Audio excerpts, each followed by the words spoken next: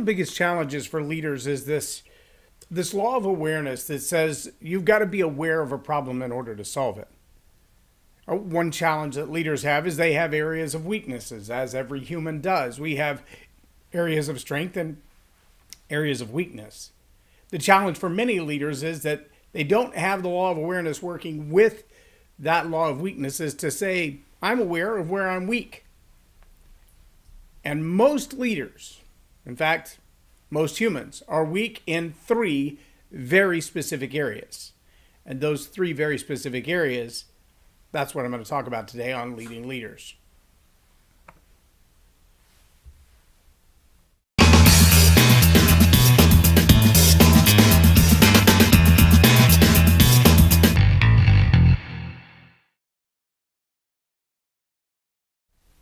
I'm J Loren Norris with Leading Leaders Podcast. And if you've observed humans for any period of time, you know that we all have weaknesses. In fact, you've probably looked in the mirror and said, I think I could be better at that. But the challenge for many of us is identifying those weaknesses in a way that we can look at them practically and say, that's something I need to fix, and I have a strategy for fixing it. I also know that in the area of weaknesses, there are three common areas that are genuinely common to every human on the planet because it's a human condition problem. And these three specific areas are actually a microcosm of the three tiers of the human, or the three layers of the human. The three layers of the human are the body, the soul, and the spirit. But within the soul are the three weakest points of the human, in my opinion, because they are quintessentially human, meaning only humans have this problem of this trio of weaknesses. Only humans experience these three traits, these three aspects, facets of the reality of the human are within the soul, and they're called the mind, the will, and the emotions. And I'll be honest with you and tell you that almost everyone I know struggles in one of those three, the mind, the will, or the emotions. And what we find for most people is that there's a weakness in the mind. There's not enough study, there's not enough research, they're easily manipulated, or they have such a grand ego that they feel like they can't be manipulated, and that by itself is a weakness. And so the mind easily is corrupted or misled or completely misinformed. Add to that the will. That's where decisions are made, where choices are made, where we determine what course of action we will take based on the information that we have. But don't stop there, because many people don't make decisions based on the best information available. They don't make decisions based on what they've researched and what they know. They make decisions based on, yes, as every sales training course in the course of our life has taught us, people buy with their emotions and rationalize later. So you cannot overlook the magnitude of the impact of emotions. And when we get out of balance in our life, when we let drama from personal relationships impact the way that we lead, we find that that drama, whether this is father wounds or mommy wounds, or it's the fact that we didn't have the childhood growing up that we wanted to, when we let those kind of emotional anchors dictate the way we think, they will also dictate the way we react. That's when we find ourselves being led by our emotions. Now, it can also happen in a relationship that's current, a modern relationship. And by that I mean someone you're dating, someone that works with you, the two employees who work together, one that you favor and another you dislike. You can let those emotions get in the way of good, solid decision making. That's why we need core values. Core values say, I'm going to make decisions based on a predetermined set of rules and expectations. And I'm not going to let emotions change the way I make those decisions. That's why I need core values. But see, in order for those things to happen, you've got to have a strong mind, a determined will, and you've got to be balanced in your emotions. Otherwise, you're, like the word says, you're tossed about by the winds of the waves. If you've ever seen a sailboat that isn't lined up with the wind, you'll see the sail just flutter and flap, and it can literally turn the boat over if it's not going into the wind. It will find itself pushed sideways by the wind. And eventually, if that keel comes out of the water, once the keel comes out of the water, the boat's going over and it will sink. Well, we find ourselves the same way. If the balance of our life, if the weighted aspect of our life, our mind, will, and emotions together are not in harmony, then one of those three areas will become the biggest weakness of our life. Well, sure, they can impact things like finances. They can impact things like career choices, because that's the will. They can impact things like opportunities and our place in society. But see, even when society holds us back, even when society says, because of your age, your race, your national origin, your sexual orientation, your education level, you're just not going to succeed at this. Even when all those things are true, people with a strong mind, a strong will, and balanced emotions will find a way to succeed. It's the people who get completely off kilter in their emotions, and they let their emotions decide what their mind would have never agreed to, when their emotions drive their will rather than their logic. Now, we could all become Spock, obviously, and we could all just make every decision based on no emotional input, no relational input from people around us, and make all of our decisions based purely on the logic, and we would all have Spock-like lives.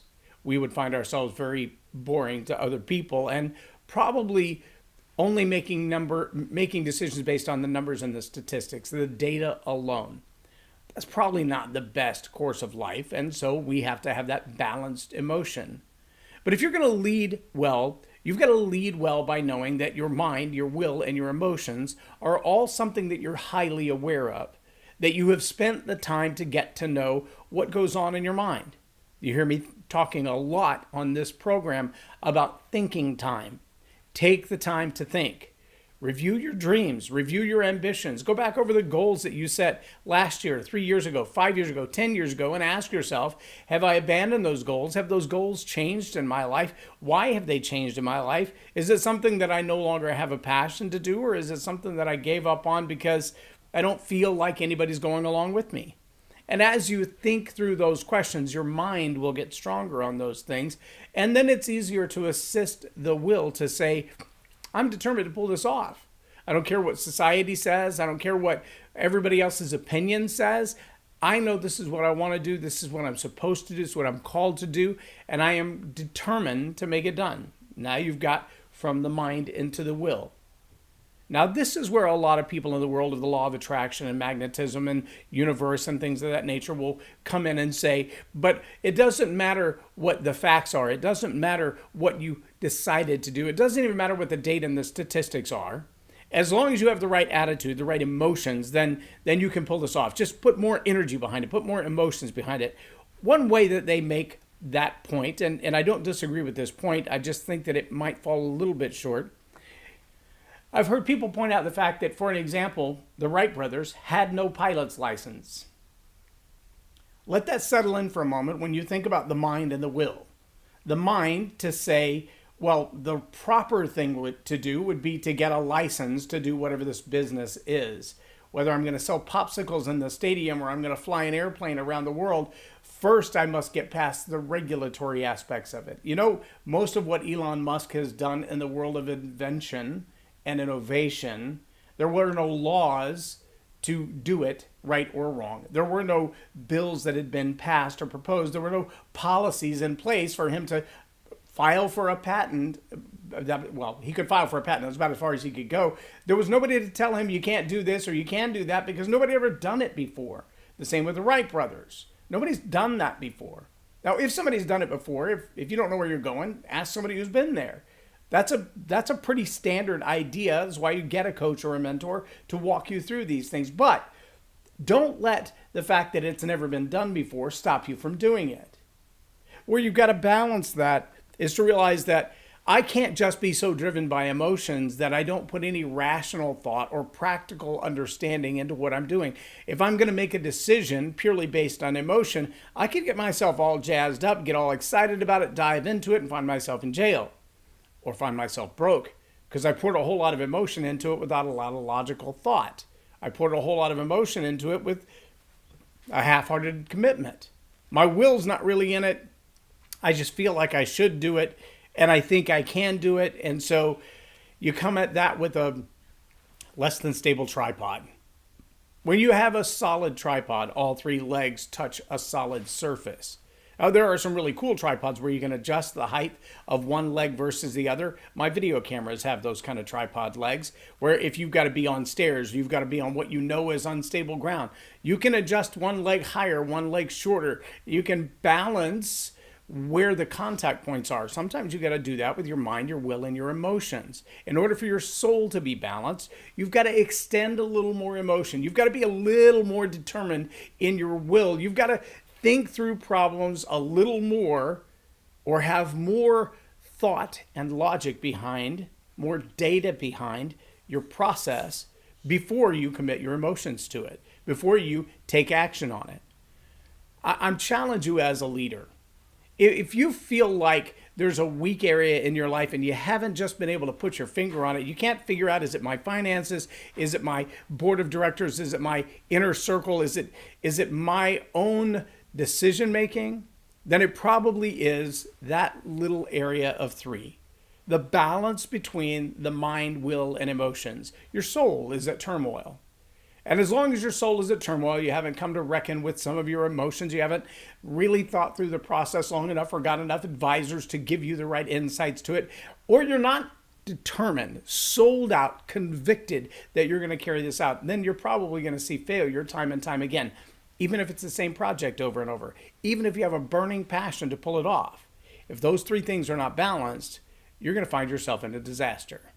So take some time to reflect. Take some time to ask yourself, how am I working on this process of balancing my mind, my will, my emotions?